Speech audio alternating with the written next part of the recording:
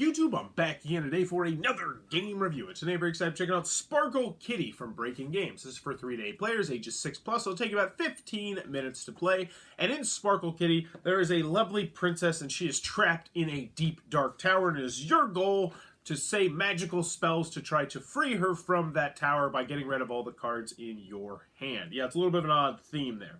But this is a Uno-esque game where you're going to be saying silly spells in order to free princesses from their tower, but all the while other people might be doing dark magic on you and making it more difficult for you to free your princess. What am I talking about? It's light, it's simple, it's family weight, but is it good? Let's open it up and I'll tell you what I think. Alrighty then, we're going to take a look at what you're going to get inside of Sparkle Kitty. So first and foremost, we're going to handy dandy rule sheets, one of those fold-up sheets that's big. Right here is a quick start guide in case you've already played the game. And then on the back are the actual rules. They're very well done. They should have you up and running in no time at all. On your turn, you're only going to do one of 3 things, so it's a very simple game, and I can teach you how to play right now. So in Sparkle Kitty, you are going to have a lovely princess, and there's numerous different princesses, and she will be stuck at the top of your tower. Dun, dun, dun. Actually, for table spaces, we normally just put her right next to your tower, but anywho, that's what you're trying to do. You're trying to free this princess by destroying this tower that you're going to have in front of you. You're going to destroy this tower by playing cards out of your hand into this spell book right here. You'll be able to do that. You will be able to slowly but surely whittle away at your tower, and once all the cards in your tower are gone, your princess is freed and you will win the game. You also can have an end game where you run out of these cards. If you run out of these cards, then the game's over and whoever has the smallest tower will win the game. So let's go over the components. Let's get in the game. First and foremost, you might have noticed that my spell book is broken in half. It was one of those ones that was kind of like warped a little bit, so it didn't lay flat. That really annoyed me. So I was like, all right, I'll just equalize it a little bit and just bend it this way. And it was just bend, bend, bend, snap. So yeah, that is super annoying. It doesn't actually affect gameplay, so I'm not going to ding it that hard, but it definitely should have not done that. I mean, because I've bent boards like that quite a few times, and I've only had them break every once in a while. But, you know, that is more of a minor quibble than anything. I'll mention that more in the pros and cons. Next, you're going to get cards, and more cards. We already showed you the princess cards. They're all pretty much the same. They're different princesses. Ooh, this one has pink. Oh, this one's a rocker. Oh, this one's the girl, blah, blah, blah. Whatever. They're different princesses. If you're playing with young children, they will like picking out the princesses. Even, you know what? I shouldn't say that. Some adults did like picking them out too. But cards, and more cards. These cards are the star of the game because these are what you're going to be utilizing in order to make spells. So in this game, you're going to be saying all sorts of silly spells. If you don't say those silly spells, you will draw cards, which is bad. It will probably make it so that you don't lose the game. When you're laying down spells, you have to match either the color or the symbol that is on the card. So let's take a look at some of the cards.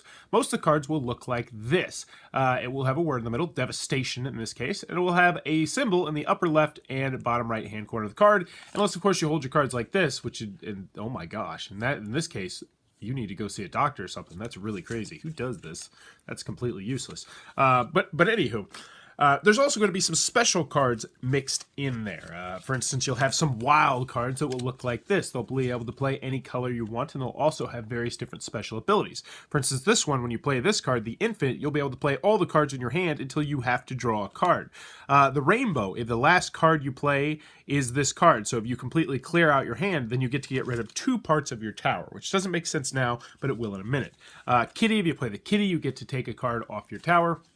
And then there are also these black spells right here, and these are bad. These are dark magic, and when you play dark magic, they're good for you because you will be able to hurt someone else and give them a card, and it will hurt them. But you will now have to say this as part of your magic spell each and every time you make a spell. And let me tell you, it's very easy to forget to add the ultra in front of your spell. But what am I talking about? Let's just go ahead and I'll show you exactly how the game is played. So when you first start the game, you're going to get 9 cards. You're going to randomly set 4 down here. There is some strategery to which 4 you set down here, but for the most part, people will just set 4 randomly down there.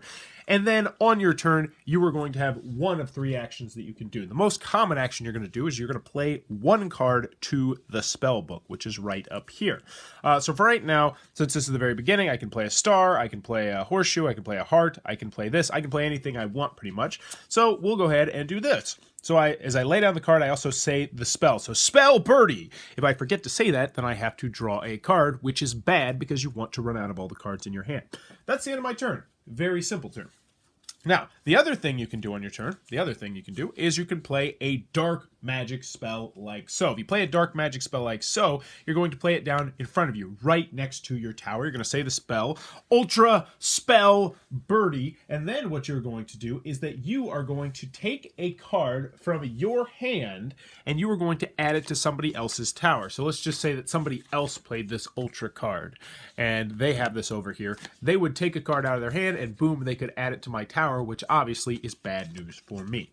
The last thing that you can do on your turn is that if you can't play a card, or if you choose not to play a card, you can just pass and you draw a card from the top of the deck, which you cannot play. So those are the only 3 actions you're going to do in your turn. So most turns will look like this. Devastation Birdie, and then eventually I'll go Devastation Sprinkle, and then it'll get back to me and I'd say Devastation Bear. And as you can notice, you can either match the symbol or you can match the color. Now, another big way to get rid of these parts of your tower, and this is a very important one, is to do what are called doubles. So let's just say that, perfect. Let's just say that this is my hand right now, and I notice that someone else played bear, and I happen to have bear in my hand. Let's pretend that it's this guy over here, so it's not my turn next. But if someone plays bear, and bear is down, I can say double, and then I slap this down and say devastation bear. Now, if you were able to double up a word like that, you're able to then take a card from your tower and put it into your hand. Now, if someone else had a bear, they would say double double. And they would play their bear down, and then they would get to take 2 cards out of their hand. 2 is the limit, so you can't do double, double, double, because that would just be insanity. There's also some other special cards, which I'll revisit now, like there's Sparkle and Kitty. So when you play these, you instantly get to take a card from your tower and put it into your hand. Those are nice cards as well. But anywho, you're going to continue to do this. Generally, most of the time it will end when someone's tower is completely gone, at which point, hooray, their princess is freed. But as I mentioned, you can also play until this deck runs out, in which case whoever has the smallest tower will be the winner. And that, in a nutshell, is how you're going to play Sparkle Kitty. Alright then, Sparkle Kitty from Breaking Games. What are my final thoughts? Let's go over the pros, let's go over the cons. First, on the con side, game's not going to be for everybody for a variety of different reasons. It's very light, it's very simple, and it can be somewhat repetitive because you're going to be doing the same actions over and over and over and over and over again. You only have 3 actions you can do on your turn. One is to pass, one is to play a black card, which most of the time you probably won't have in your hand, which really leaves you with only one option most of the time on your turn. So it's a very light, simple game, which will be a turn off for some people, but ages 6+, you kind of have to expect that. Also, this was just a little bit too light for me personally to play as like a lightweight filler game for my game night. As a party game, yes. As a family/children's game, yes. But as a game night game, it did not cross that threshold for me personally. Another comment I have with this game is that it's one of those games where you have to say silly things out loud, like Devastation Bear and Boo Boo Giggles and Piggy Boo Boo and stuff like that. And if you don't feel comfortable saying stuff in front of crowds and drawing any attention to yourself, this game might not be for you because it is going to require you to say these spells. And if you don't, then obviously you're going to have a very difficult time winning the game because then you have to draw a card. So if you're someone like that, this one might not be for you.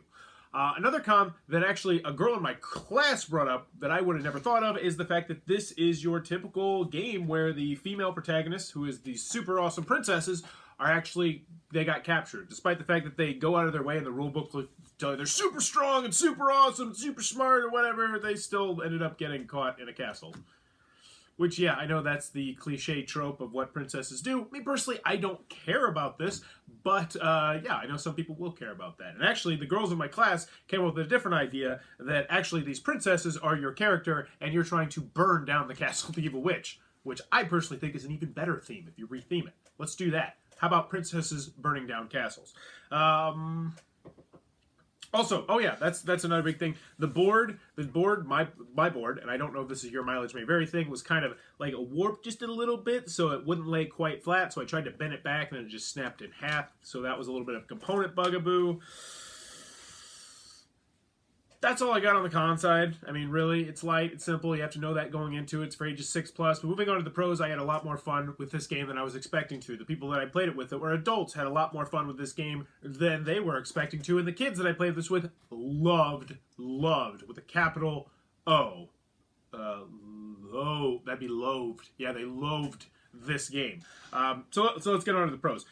It's light, it's simple, it's easy to learn, it's easy to teach. You'll need the rule booklet once or twice. You will never need it again. And I like the fact on the back they have the quick start, so you can come back there. You can see what the special abilities are, what options you have on your turn. It does not outstay its welcome. It's a very simple and quick game. One more comment I do have with this game is that it can be a little bit swingy. If you start off with better cards than somebody else, like you have, wilds, or if you have a double in your hand, or if you just get lucky and you get a lot of doubles that other people play, then you have a higher chance to win. So it can be a swingy game, but for ages 6+, whatever.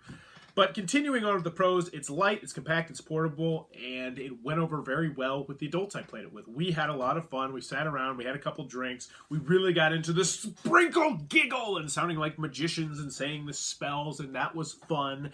I like that there's just enough interesting cards in the game to keep adults engaged with the evil cards, the evil black magic cards, and with the wild cards, and with the sparkle kitties, and with the doubles. And I like the doubles. I really think that's a cool concept. While it might seem like it's a bit overpowered, that double concept, it keeps everybody actively engaged in the game at all time. Because even if you're not playing cards, you still should definitely be keeping your eye on what other people are playing, because if you can do a double, you don't have to wait till your turn. You just play that immediately. So it kept all the kids and all the adults I was playing with actively engaged. So I like that aspect a lot. And in the end, Sparkle Kitty, I enjoyed it more than I really thought I was going to. I saw this being played at Gen Con. And Peter told me that this was going over like gangbusters. And I was like, I don't know. And I watched the table and I was like, this looks like Uno with saying silly stuff. And then I got it out in my classroom.